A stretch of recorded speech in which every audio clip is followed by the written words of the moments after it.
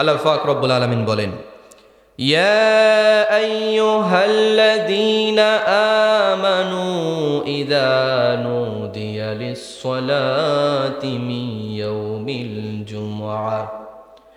ওহে যারা ঈমানের দাবি করো, যারা নিজেকে মুসলমান বলে দাবি করো, তোমরা শোনো, যখন জুমার দিন সালাতের জন্য আহ্বান করা হয়, ইদা নুদিয়া লিস-সালাতি মিন ইয়াউমিল জুমআহ, যখন তোমাদেরকে সালাতের জন্য জুমার দিন আহ্বান করা হয়, যখন আজান দেওয়া হয়, ফাসআউ ইলা যিকরিল্লাহি ওয়া যারুল বাই', তখন তোমরা আল্লাহর জিকিরের দিকে দৌড়ায় আসো, তোমরা বেচা কিনা ক্লোজ করে দাও। বেচা কিনা বন্ধ, ক্ষেত খামার বন্ধ, দুনিয়াবি সকল কাজ কাম বন্ধ যখন আজান দেওয়া হয়। কি দেওয়া হয়? আজানের সাথে সাথে দুনিয়াবি যত কাজ আছে দুনিয়াবি সকল কাজ বন্ধ। এখন আল্লাহর আদেশ, তোমরা আল্লাহর দিকে, আল্লাহর জিকিরের দিকে তোমরা দৌড়াইয়া আসো। আল্লাহর জিকির, আল্লাহর স্মরণে তোমরা দৌড়াইয়া আসো, জিকিরে অংশগ্রহণ করো। আল্লাহ পাক রব্বুল আলামিন তারপরে বলেন, فَإِذَا قُضِيَتِ الصَّلَاةُ فَانتَشِرُوا فِي الْأَرْضِ, আর যখন নামাজ শেষ হয়ে যায়, আর যখন জিকির শেষ হয়ে যায়, فَإِذَا قُضِيَتِ الصَّلَاةُ, আর যখন সালাত শেষ হয়ে যায়, তোমরা জমিনে ছড়িয়ে পড়ো, তোমরা জমিনে বিচরণ করো। কোথায় তোমার রিজিক, কোথায় তোমার ইনকাম আছে তুমি জানো না।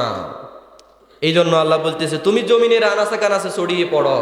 যে ব্যবসা বাণিজ্য করে সে ব্যবসায় চলে যাবে, যে ক্ষেত খামার করে সে ক্ষেতে চলে যাবে, আর যে পার্লামেন্টের দায়িত্ব পালন করে, সংসদের দায়িত্ব পালন করে, উনি সেখানে চলে যাবে। যা রিজিক যেখানে যে কর্মরত রয়েছে, যখন নামাজের আজান দেওয়া হয় তখন সকল কাজ বন্ধ করে নামাজের দিকে আসতে হবে। আর যখন নামাজ শেষ হয়ে যায় তখন তোমরা আবার কর্মে ফিরে যাও। আদেশটা কার? এটা কি আমার আদেশ?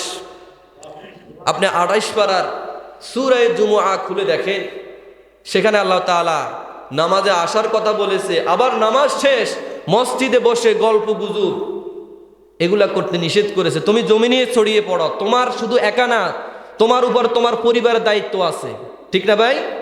তুমি মসজিদে বসে বসে জিকির করবা, এটা তোমার জন্য ঠিক হবে না। তোমার পরিবার পরিজন রয়েছে, তাদের জন্য, তোমার নিজের জন্য তুমি রিজিক তালাশ করো, জমিনে ছড়িয়ে পড়ো। সুবহানাল্লাহ বলেন না? সম্মানিত উপস্থিতি, মসজিদে আমরা নামাজ পড়তে আসি, আল্লাহর আদেশ নামাজ শেষে বাইর হয়ে যায়, আল্লাহর আদেশ।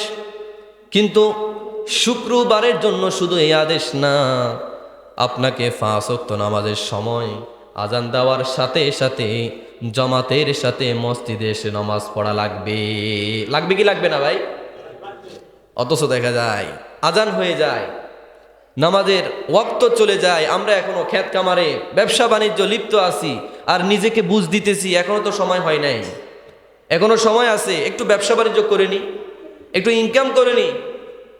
ভালো ব্যবসা হচ্ছে, কাস্টমার বেশি, কাস্টমারের ভিড়, এখন একটু ভালো ব্যবসা হয়, একটু পরে পড়ে নিব, একটু দেরি করে পড়বো। আর আমরা আল্লাহকে এইভাবে একটু আমরা ওয়েটিংয়ে রাখতে চাই, কিন্তু আল্লাহ কি ওয়েটিংয়ে থাকবে?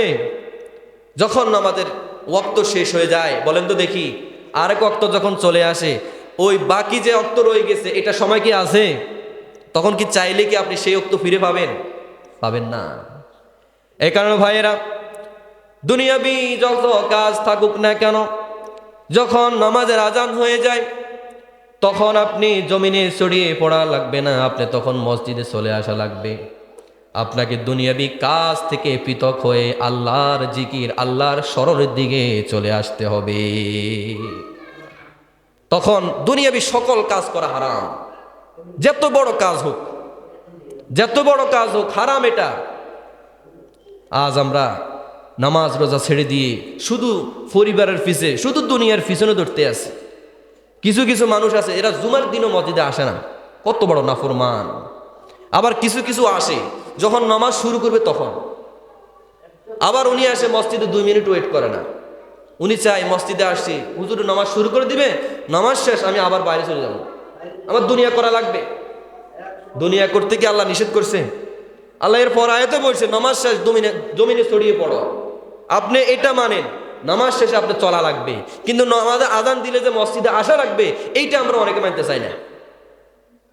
এটার ভিত্তি আমরা অনেকে নাই, দুনিয়া নিয়ে পেরেশান। সম্মানিত উপস্থিতি, দুনিয়া করা লাগবে, দুনিয়ায় আপনাকে ইনকাম করতে হবে, পরিবার পরিজন চালাতে হবে, রাষ্ট্রের দায়িত্ব আপনাকে নিতে হবে।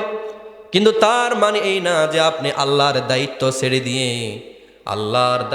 ছেড়ে দিয়ে আপনি কোনোভাবে আপনি দুনিয়ার পিছনে ছুটতে পারেন না।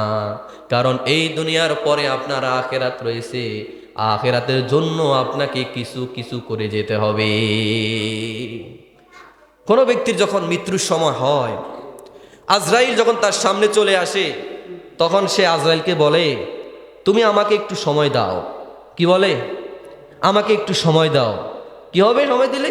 সে বলে যে আমি আমার টাকা পয়সা যা আছে সকল কিছু আমি আল্লাহ রাস্তায় দান করে দিব, আমার কিছু নমাজ পড়া বাকি আছে, কিছু নমাজ আমার গ্যাপ হয়ে গেছে, এই নমাজগুলো একটু শেষ করব, আমাকে একটু সুযোগ দাও। আজরা বলে না, নির্দিষ্ট সময় যখন চলে আসবে মালাকুল মাউত তোমার সামনে হাজির, 1 সেকেন্ড সামনেও হবে না, 1 সেকেন্ড পিছও হবে না, ঠিক সময় আজরাইল সামনে উপস্থিত আপনাকে নিয়ে যাওয়ার জন্য। আর আপনি চিন্তা করেন এখনো বসে আছেন, আমি মৃত্যুবরণ করলে, আমি না থাকলে আমার ব্যবসার কি হবে, আমি যদি একটু দেরিতে দোকানে যাই আমার ব্যবসার বিশাল বড় লস। আরে ভাই আপনি যদি কালকে মারা যায় আপনার ব্যবসা কে দেখবে? দেখার মানুষ আছে? আছে, আপনার ছেলে মেয়ে আছে, আপনি নাই। আপনার ছেলে মেয়ে আপনার ব্যবসা সামলাবে, আপনার সম্পদের মালিক তারা। আর আপনি এখন চিন্তা করতেছেন আমি মারা গেলে, আমি না থাকলে আমার ব্যবসার কি হবে। এই বলে আমরা ব্যবসায় সমাধি, এই বলে আমরা দুনিয়ায় সমাধি, কিন্তু আখেরাতের সে সামিয়ান, আখেরাতের সে প্রস্তুতি আমাদের মধ্যে নাই। সম্মানিত উপস্থিতি, ধারাবাহিক আমরা মুনাফিকদের আলামত সম্পর্কে আলোচনা করতেছি। তা আমি এই কয়েক সপ্তাহের মধ্যে আপনাদের সামনে মুনাফিকদের অনেকগুলা 27টা পয়েন্ট নিয়ে আলোচনা করেছি, আর একটা পয়েন্ট বাকি আছে। এই একটা পয়েন্ট জানবো, এরপরে এই মুনাফিকি থেকে আমরা নিজেকে কিভাবে উদ্ধার করব, কিভাবে মুনাফিকি থেকে বাঁচা যায়।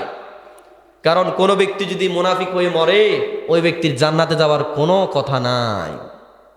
কেউ যদি মুনাফিক হয়ে মরে তার জান্নাতে যাওয়ার জন্য তার এভাবে কোনো সার্টিফিকেট থাকবে না, কোনো কথাই থাকবে না, সে জান্নাতে যেতে পারবে না, কোনো রাস্তা তার জন্য খোলা থাকবে না। এই কারণে ভাইয়েরা এই মুনাফিকি থেকে আমাদেরকে বাঁচতে হবে।